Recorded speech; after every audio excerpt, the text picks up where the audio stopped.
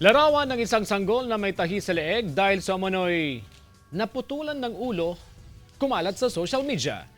Nagkatutok si Kim Bandarlipe. Kumakalat sa social media ang larawan ng isang sanggol na may tahi sa leeg. Patay ang sanggol. Paliwanag ng nag-upload ng malarawan sa Facebook na umano'y tiyahin ng sanggol, cesarean ng ina ng bata kaya nagtataka sila kung bakit naputol ang ulo ng sanggol. Sa Urdaneta District Hospital dinala ang ina. Nung dumating yung nanay, walang fetal heart tone nang narinig sa baby. So kailangan po ma-CS yung baby kasi crowning na yung baby and the baby is very fragile. So it needs to be extracted via cesarean section. Ayon sa pamunuan ng ospital, overdue na ang ina ng sanggol at kinakailangan ng isailalim sa cesarean dahil nakalabas na ang ulo ng sanggol. Nasabihan naman umano ang magulang na patay na ang sanggol habang nasa sinapupunan pa ng ina. Pumirma rin umano ng waiver ang mga magulang pero tumanggi ang ospital na pakuhanan ng video dahil sa Data Privacy Act.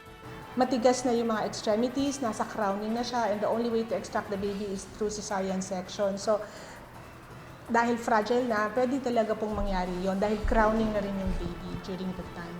Nagkausap na rin umano ang pamunuan ng ospital at magulang ng sanggol sa nangyaring pagkalat na malarawan sa social media.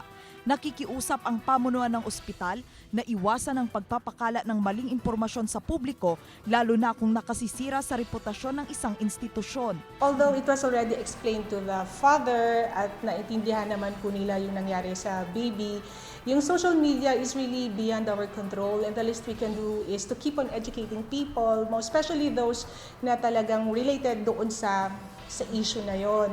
Ngayon, deleted na ang original post ng malarawan ng sanggol sa mga social media site.